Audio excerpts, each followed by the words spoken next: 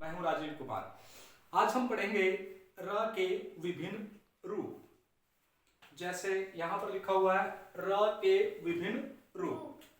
हर एक कक्षा के लिए जरूरी है, हर एक विद्यार्थी के लिए जरूरी है, हिंदी के छात्रों के लिए, अन्य भाषा के जो व्यक्ति जो हिंदी सीखना चाहते हैं उनके लिए र जो समझना है वो जरूरी हो जाता है। तो यहाँ पर ये शब्द लिखे हुए हैं। बरसात, इसमें र इस तरह से लिखा गया है। कर्म, इसमें भी र है, इस प्रकार से लिखा गया है। क्रम, इसमें र है। राष्ट्र, ये र है। तो र के चार रूप हैं, र, र, र और र। हम कौन सा रूप कहां पर लिखें वो हम बताएंगे। ये मात्राएं हैं हमारी स्वर, और ये स्वर की मात्राएं। स्वर की मात्राएं। आ की मात्रा ई, उ, री, जो री ऋषि है उसकी ये मात्रा है। ए, ओ, औ। हमारे पास जब ये र पूरा हो तो हम इस प्रकार से लिखेंगे। र पूरा का मतलब क्या है? देखिए यहां पर, तो ये है हमारे पास र। हमें सबसे पहले ध्वनि पर आना पड़ेगा, वर्ण विच्छेद पर आना पड़ेगा, तभी हम र के विभिन्न रूप समझ सकते हैं। र ये किससे मिलकर बना है? र आधा, आधा मैं लिख नहीं सकता इस र को, तो आधे के लिए हमें हल लगाना पड़ेगा र, और जमा में अ की मात्रा, तब ये र पूरा है।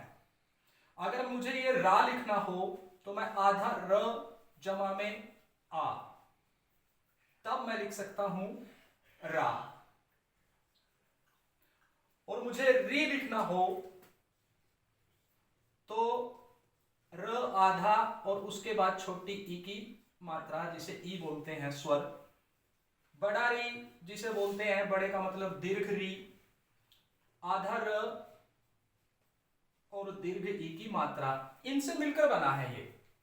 उसी प्रकार यहां पर री, ये है ऋषि के लिए ए की मात्रा और ओ की मात्रा, वो इसमें जुड़ जाएगी। अब प्रश्न आता है, ये र कब लिखें? जब दोनों तरफ व्यंजन जो है उसके साथ मात्रा लिखी गई हो, स्वर हो। पहले व्यंजन और व्यंजन के बाद स्वर। जैसे बरसात में देखिए, यहां पर मैं इसको बताता हूं। बरसात, ब आधा, और इसे पूरा करने के लिए अ बन गया ब, र आधा और फिर अ, स आधा और आ की मात्रा, त आधा और अ की मात्रा। इसमें देखिए ब पूरा है, पूरे का मतलब इसमें मात्रा है। स के बाद भी देखिए आ की मात्रा है, सा। ब पूरा अर्थात मात्रा है, स्वर है।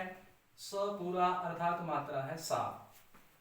बीच में जो अब र आएगा, बर, बरसात, र पूरा होगा। अगर ये आधा होता, इसमें मात्रा न होती, तो मुझे र पैरों में लगाना था। मुझे र पैरों में लगाना चाहिए। जैसे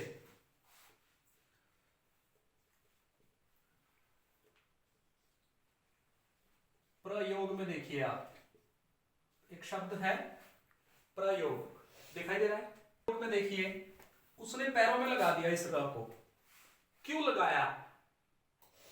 क्योंकि उससे पहले का जो वर्ण है वो व्यंजन है, स्वर नहीं है। स्वर होते हैं ये, और ये उसकी मात्रा। इसका मतलब है कि प है आधा, आधे का मतलब है इसमें कोई भी मात्रा नहीं है। और र है पूरा, तो र पूरा है, प आधा है, इसको पूरा करने के लिए र इसके पैरों में लग गया। योग। पर नहीं कहना, पर योग नहीं, प के बाद अ की आवाज नहीं है, पर नहीं, प्र र के बाद अ की आवाज आ रही है, इसलिए प्र योग। तो इसी प्रकार र कब लगेगा पैरों में? जब र पूरा होगा। र पूरा तो है, लेकिन उससे पहले वो व्यंजन आ जाए, स्वर ना आए, व्यंजन आ जाए, स्वर ना हो, और उसके साथ वो उसे पूरा करने के लिए पैरों में लग जाएगा। एक बड़े विद्वान व्यक्ति ने कहा था, जिसको आधा ज्ञान होता है वो सर पर बैठता है, जिसको पूरा ज्ञान हो जाता है वो विनम्र हो जाता है, वो दूसरे को पूरा करता है। तो जो पांव में है वो पूरा, जो सर के ऊपर बैठा है आधा, वो आधा।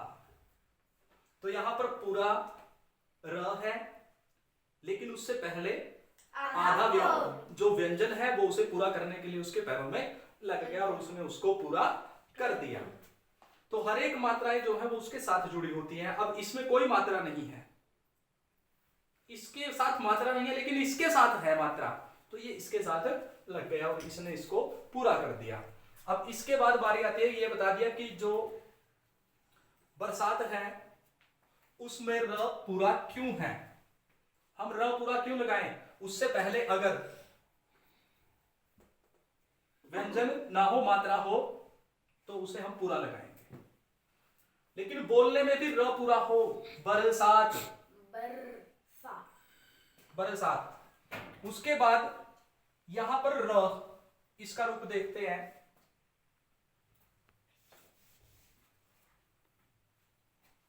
अब यहां पर देखिए लिखा हुआ है कर्म, कर्म नहीं कर्म।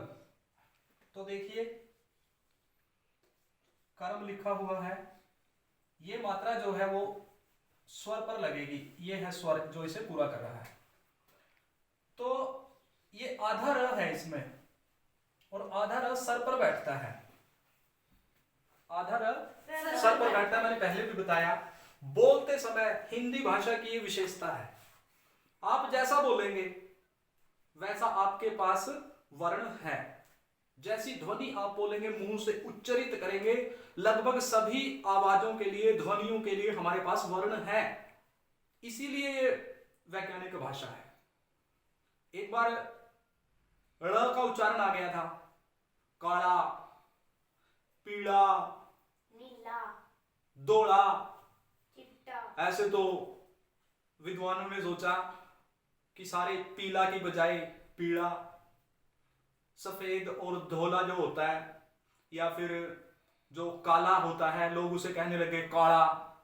ये ळ का उच्चारण आ गया और उसने ल के रूप बिगाड़ना शुरू कर दिया। तो विद्वानों ने कहा, उसको मान्यता नहीं दी कि ळ के लिए कोई ध्वनि हम रखते ही नहीं। हालांकि ध्वनि दे दी थी उन्होंने, बाद में उसको मना कर दिया कि तो खराब कर देंगे भाषा को वैसे तो उसके अतिरिक्त लगभग सभी वर्णों के ध्वनियों के लिए हमारे पास आवाज वर्ण है। तो र कब आधा? हम बोलते हैं कर्म, धर्म, धर्म, धर्म बोल रहा हूं, धर्म, धर्म नहीं, धर्म,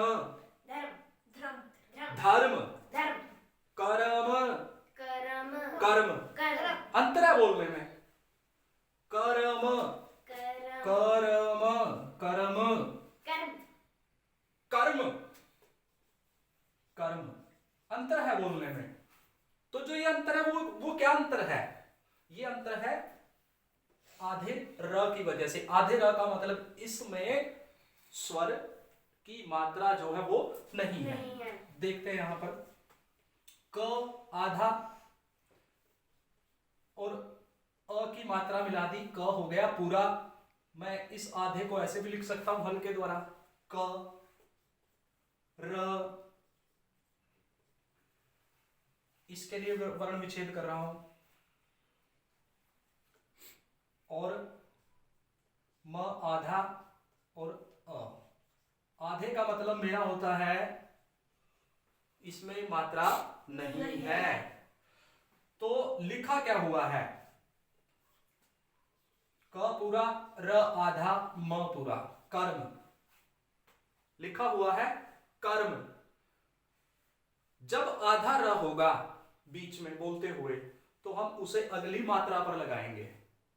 मात्रा कहां है इसमें, अ की मात्रा है इसमें, हाँ। ये मात्रा है अ की जो इसे पूरा कर रही है, तो हम इसे यहां से हटाकर इसके ऊपर लगा देंगे, कर्म।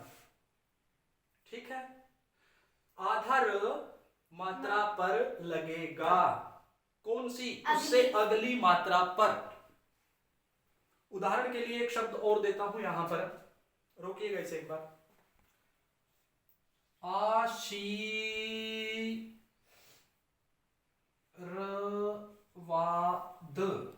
आशीर्वाद बोल रहा हूं तो लिख भी रहा हूं, आ बोल रहा हूं तो आ लिख दिया, शी बोल रहा हूं तो शी लिख दिया, आशीर र भी पूरा नहीं है, आशीर्वाद नहीं है, आशीर्वाद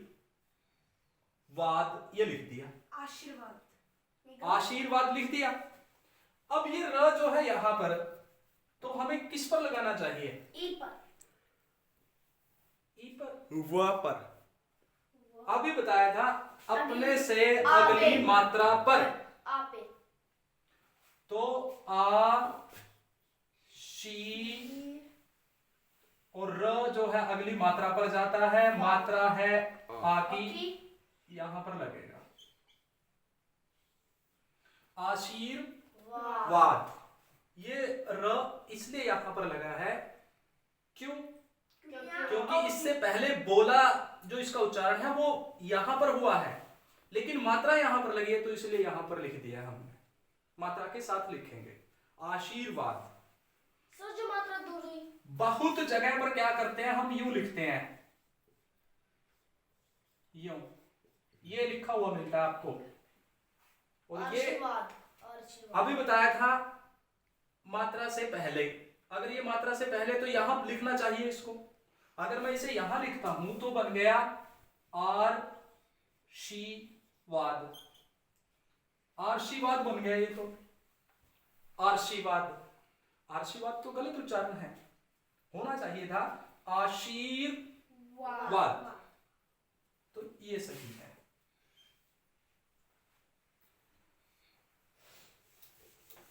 जो आधा र है, मैंने पहले भी बताया, जो सर के ऊपर बैठता है वो अपने से अगली मात्रा पर लगता है। तो एक उदाहरण और देता हूं आपको, उदाहरण है, बोलकर भी देख लेंगे उसको कि क्या बोलेंगे इसे। जैसे शब्द लिखा हुआ है,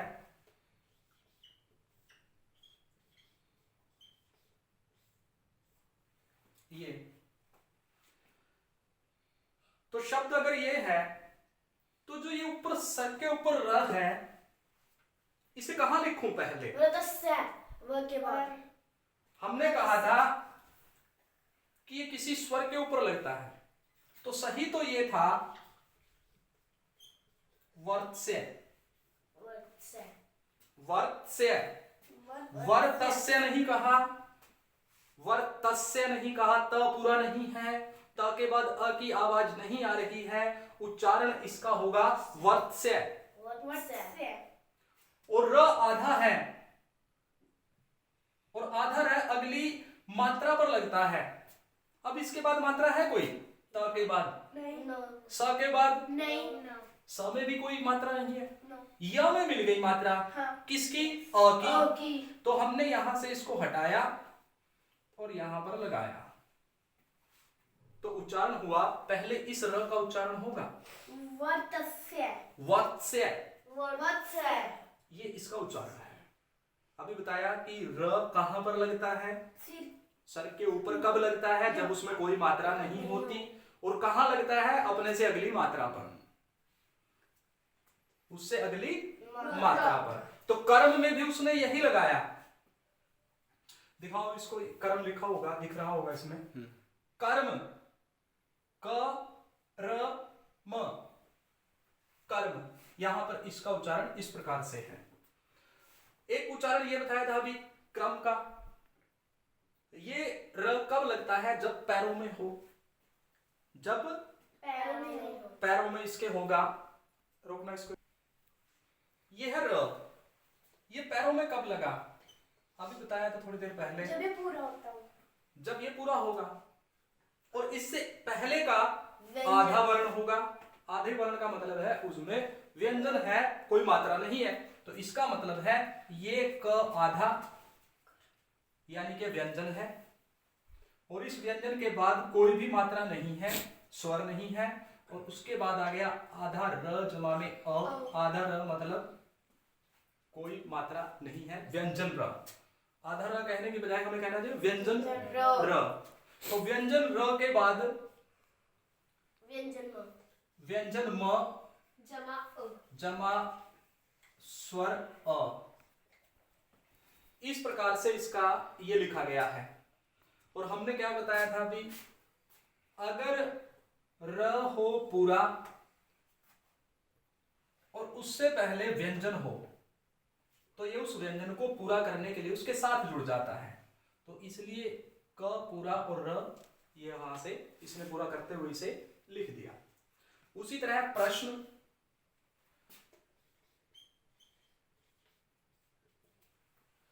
तो अब मुझे बताओ ये र पूरा है कि आधा है? पूरा र का मतलब इसमें स्वर मिला हुआ है।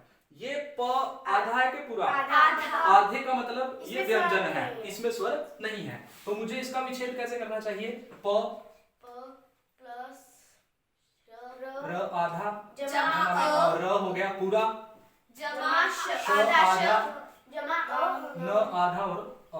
प्रश्न। उच्चारण क्या करते हैं इसका? ज्यादातर हम उच्चारण करते हैं पर्सन कि आज सर, आज अध्यापक ने मुझे पर्सन दिए हैं। पर्सन, पर्सन नहीं होता, प्रश्न।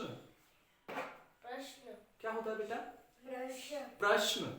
और उसी प्रकार क्या होता है? प्रयोग। प्रयोग नहीं, आज हम प्रयोग करेंगे, ऐसा नहीं होता, उच्चारण गलत है। कहना क्या चाहिए? प्रयोग। प्र कहना चाहिए, प्रयोग, प्रयोग। उसी प्रकार क्रम, क्रम, प्रश्न, प्रश्न। प्रश्न के बाद हमारे पास एक शब्द है ये, जहां पर र का प्रयोग किया गया है, ग्रह। ग आधा है, उसमें र मिला हुआ है पूरा, और ह आधा, और उसके बाद ह पूरा, अ करने से, मात्रा से। र पूरा है, ह पूरा है, ग आधा है। आधे ग को मैं, ग का मतलब है व्यंजन ग, और व्यंजन ग को मैं इस तरह से लिख सकता हूं हलंत लगाकर। हल लगाया इसमें और ये लिख दिया ग्रह। कई जगह पर हम क्या देखते हैं? लिखा हुआ देखते हैं यूं, गृह लिखा हुआ है, दिखाई दे रहा है? गृह। हम क्या बोलते हैं इसको? हम इसे भी ग्रह बोल देते हैं। जैसे बोलते हैं गृह कार्य, हम कहते हैं ग्रह कार्य। कहना चाहिए गृह, ये ऋषि की मात्रा है, गृह। उसी प्रकार गृह मंत्री, गृह मंत्री। ज्यादातर उच्चारण क्या होता है? गृह मंत्री। उच्चारण सही होना चाहिए गृह मंत्री, गृह कार्य। र के विभिन्न रूपों में हमने र पूरा पढ़ लिया। ये जो सर के ऊपर बैठा है आधा र है, ये र पूरा है। अब बारी है इस र की। राष्ट्र जो शब्द लिखा गया है इसमें है, हम इसे यूं क्यों लिखते हैं उस पर चर्चा करते हैं। रोकिएगा एक बार। राष्ट्र, मैं बोल रहा हूं राष्ट्र, ट्र बोल रहा हूं, ट्र। तो एक र का रूप ये भी है, ट्र। इसका संधि विच्छेद करते हैं हमें पता लगेगा कि हम क्यों इसे ऐसा लिखते हैं। र पूरा करेंगे, पूरा करने के लिए आ की मात्रा मिली हुई है। ष षटकोण जो होता है आधा, आधे के लिए हम ऐसे भी लिख सकते हैं और व्यंजन लगाकर भी लिख सकते हैं। उसके बाद ट, मुझे ट आधा लिखना है, मैंने लिख दिया यूं ट। और उसके बाद ये जो र है ये है पूरा, और पूरे र के लिए इस प्रकार लिखेंगे, देखो दिखाई दे रहा है इसमें राष्ट्र। हम इस र को यूं क्यों लिखते हैं, इस पर है चर्चा। हम क आधा लिख सकते हैं यूं करके, या ऐसे भी लिख सकते हैं। हम ख आधा लिख सकते हैं यूं, ग आधा लिख सकते हैं यूं, घ आधा लिख सकते हैं यूं, च आधा लिख सकते हैं, घ आधा ऐसे भी लिख सकते हैं, च आधा, छ आधा, ज आधा, झ आधा,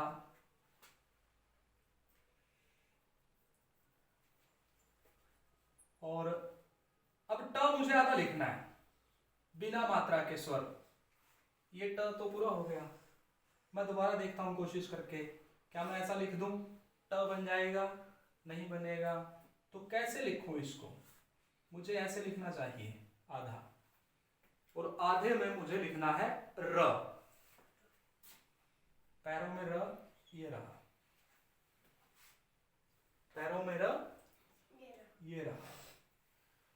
ये जो खड़ी पाई के व्यंजन हैं उनको तो हम लिख सकते हैं ऐसे, लेकिन जो खड़ी पाई के नहीं है, जिनमें डंडा नहीं है, उनको हम लिखने के लिए हल लगाते हैं।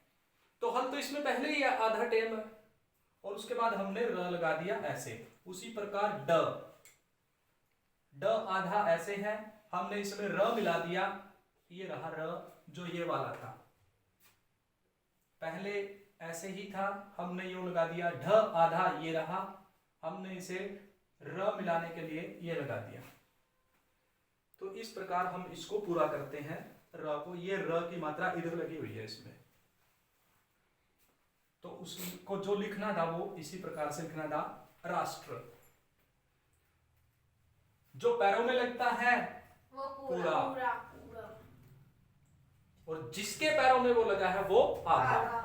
ये आधा है, ये पूरा है। आधे का मतलब ये व्यंजन है और इसके साथ स्वर मिला हुआ है। तो ये कुछ शब्द थे, इसके साथ दो चार शब्द और जो है वो समझ लेते हैं। रोकिएगा इसको एक बार। शब्द है ह्रस्व, हृदय। जो ह है उसके विषय में, ह के पैरों में कौन कौन से वर्ण लगते हैं और कैसे वो बोले जाते हैं। ये र लगा हुआ है ह्रस्व, ह र स व, ह्रस्व। ये ऋषि की मात्रा लगती है ह री द य, हृदय। एक हमारे पास शब्द होता है बाह्य, बा ह और ये है य, बाह्य। शब्द है ब्र ह और ये है म, ब्रह्म। ब्र ह और ये है म और ये आ की मात्रा ब्रह्मा। तो ह के विषय में जो री है, र है, वो इस प्रकार से लिखे जाते हैं साथ साथ। अगर कोई ऐसा शब्द है जो ना समझ में आए तो आप कमेंट बॉक्स में लिख सकते हैं। धन्यवाद।